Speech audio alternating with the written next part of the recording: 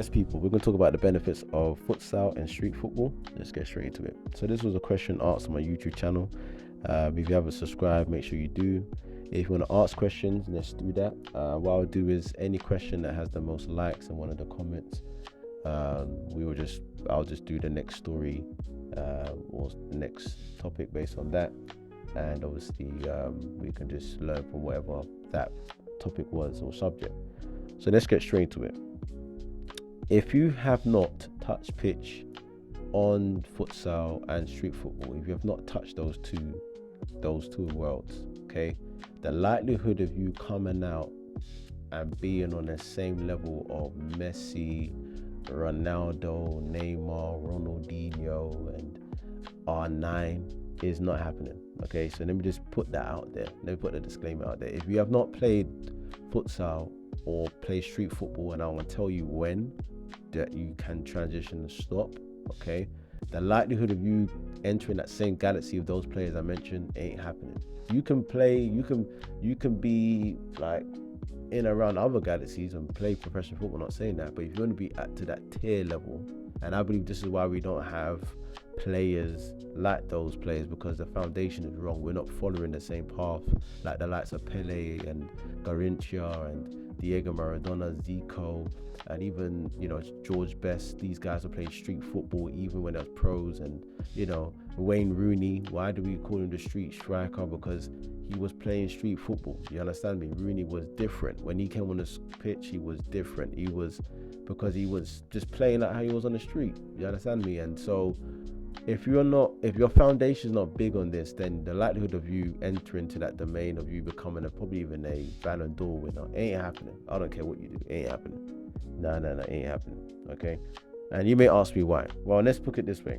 Neymar is probably one of the most skillful players we've seen in our generation. Okay.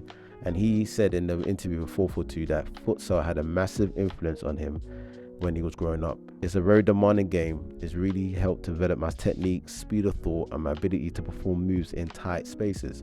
I think futsal is a fundamental part of a footballer's life. Do you see that? So if it's not been part of your fundamentals, you can't ever walk on this level that I'm talking about here. Then another question was asked. Was it difficult to make the move from futsal to football? He said, not really.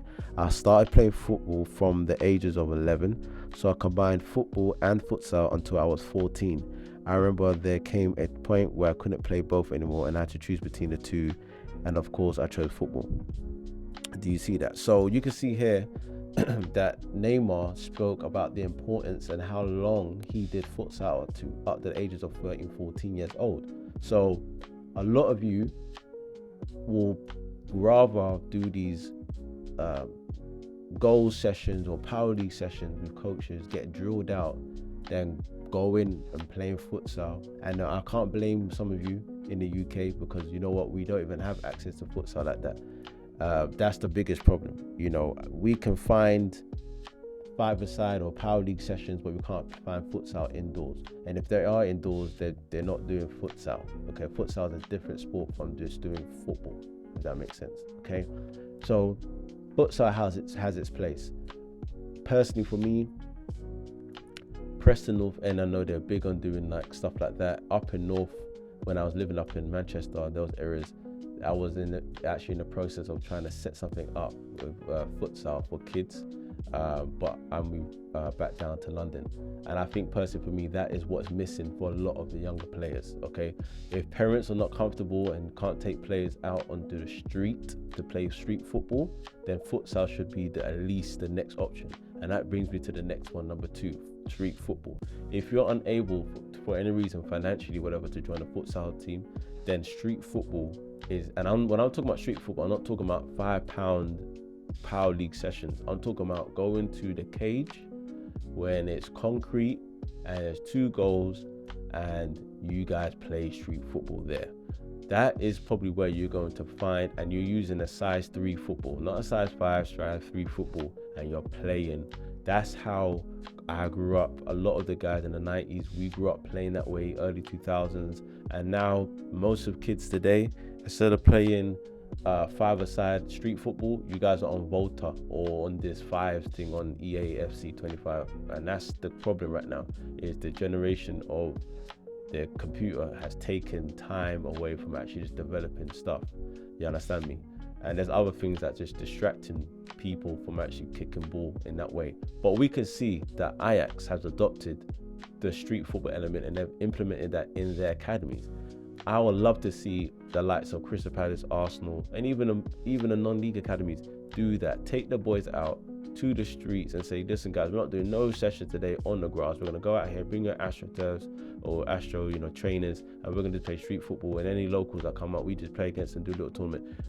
This is when you start developing proper creative players.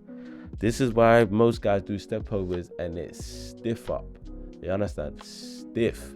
If you go on the street, that's when you learn how to use your body correctly, because when you're playing against olders as well, you got to learn that there's you call your own fouls.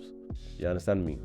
And also you learn how certain olders had certain skills that they used to do that worked. You learn what they did.